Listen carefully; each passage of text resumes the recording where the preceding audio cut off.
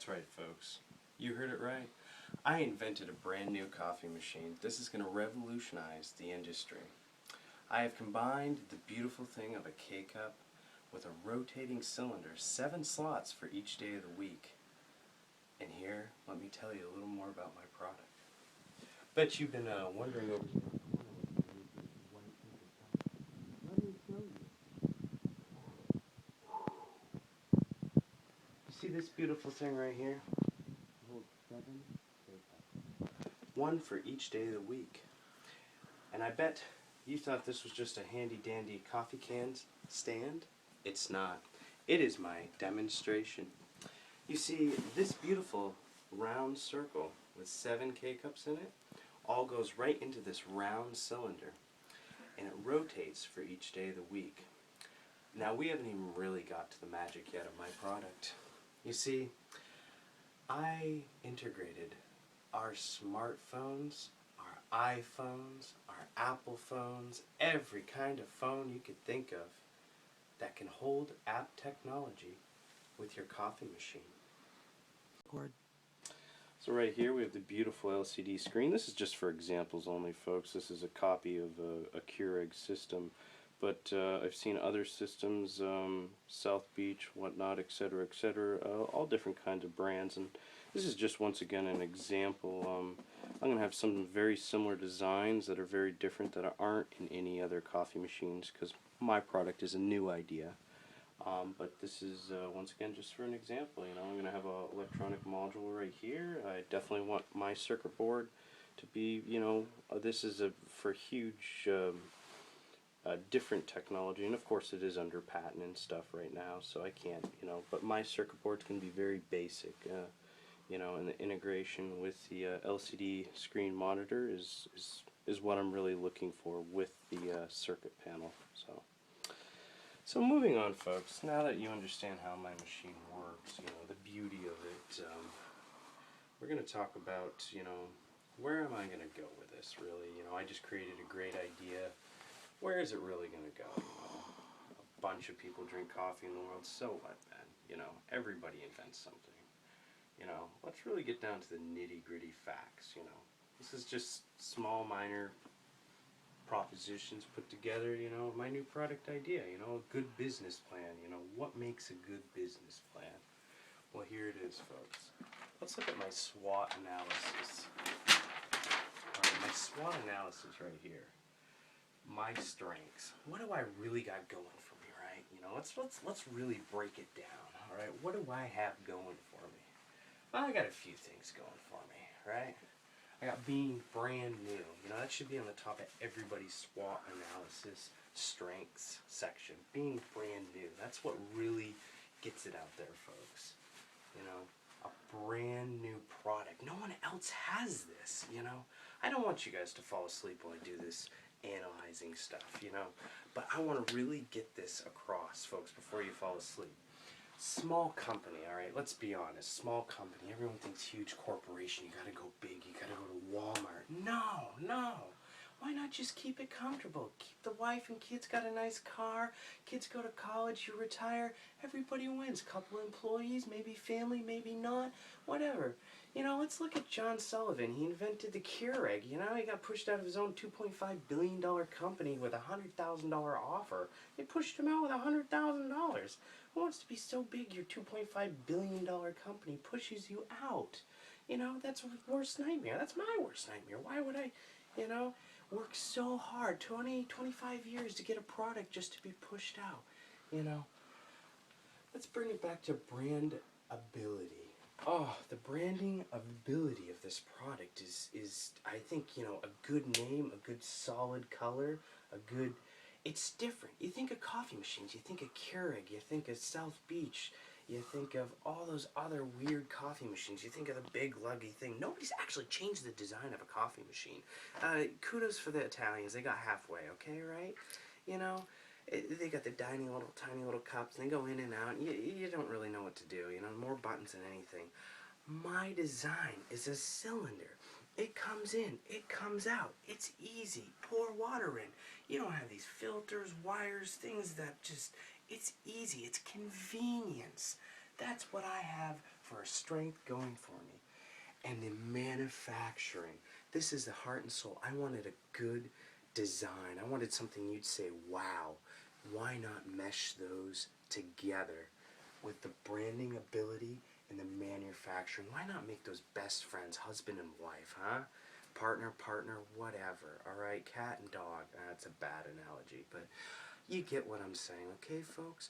Why not mesh the sleek, sexy design of my coffee machine right down with manufacturing? If you can manufacture a big cylinder, just drop things in, screw it all together, and get it out the door, what's here? What are we complaining about? The manufacturing is beautiful. Keurig spends so much on manufacturing because they got these tiny little parts all around here. Walmart knockoff spends so much on manufacturing. All these companies, it's they have to outsource all this stuff because they don't have people to be able to do it. What if you just had a couple people in the garage and just slam this stuff together? And you know what, folks? I do, and I'm going to show you how. So why don't we take a look at, the not so friendly side of the SWOT analysis, the weakness. I have weaknesses. There are weaknesses in the company. There's weaknesses in everything. All right.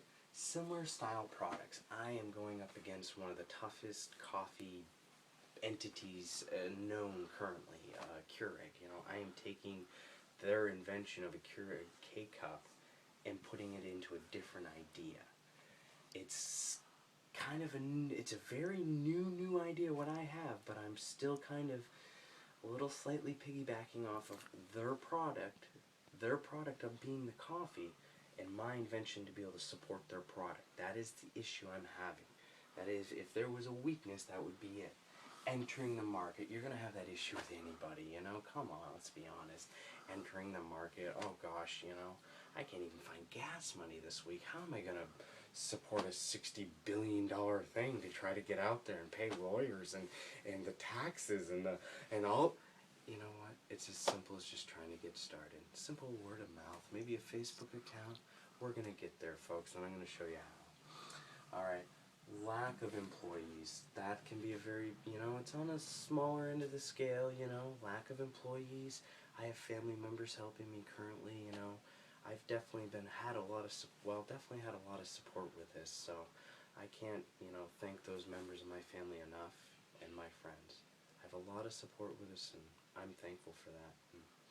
But, someday, what if I really get that break-even point, and all my numbers line up and I just soar out of the park with this, my product life cycle just expands. What if, what about that, These are all things to think about, and let's go back to the small company thing. Let's just keep it right there, okay, folks?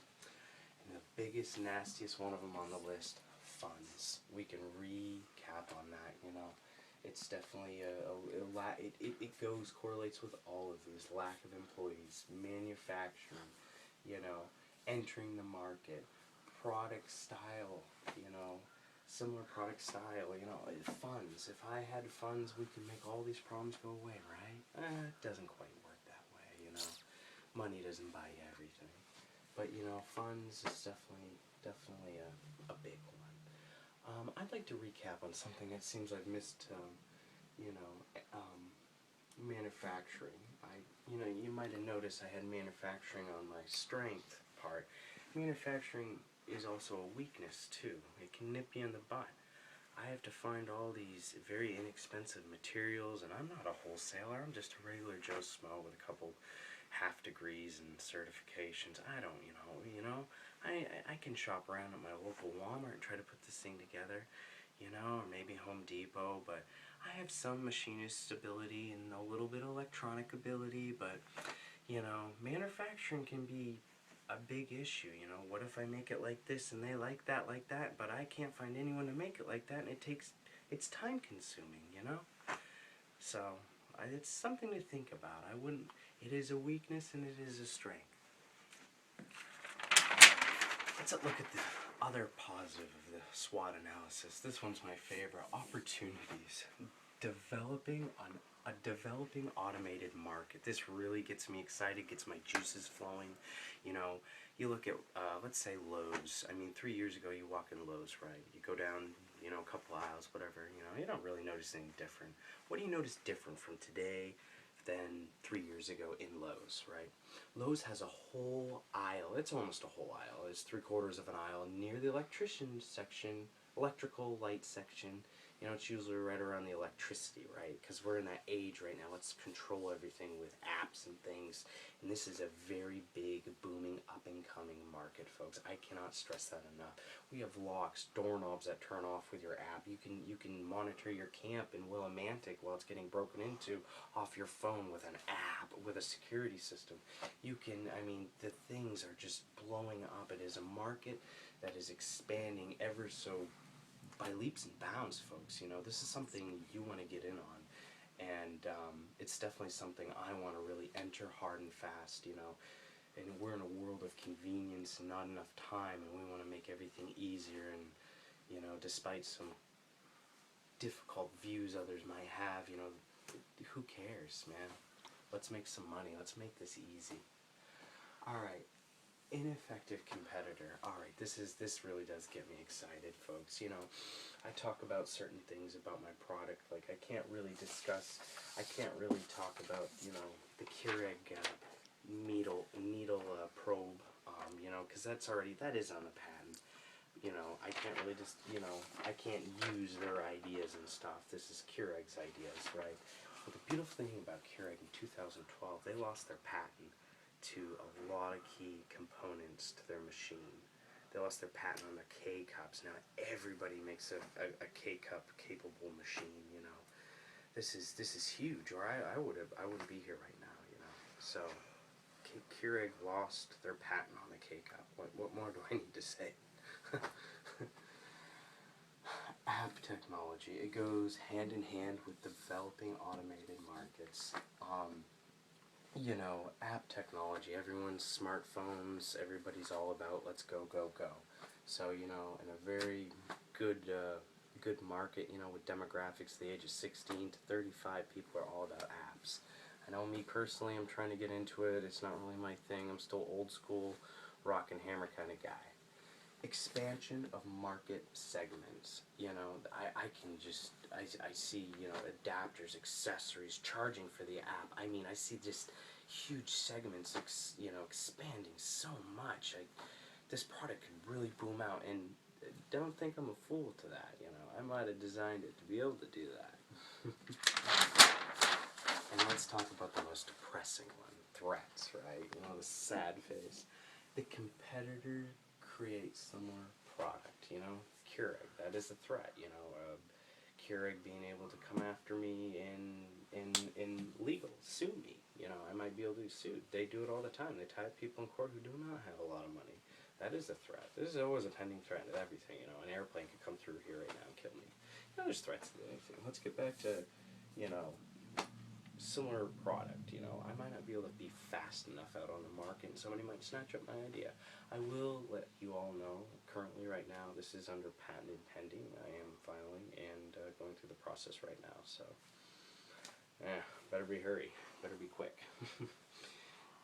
Issues entering the market, that is a threat, you know. Sometimes we blur weaknesses with threats. Well, threats issuing and entering the market can be definitely a, you know, a threat. You know, and once again, I talked about legal. You know, I could be sued. I might not have the right licensing, FDA approved. I don't know.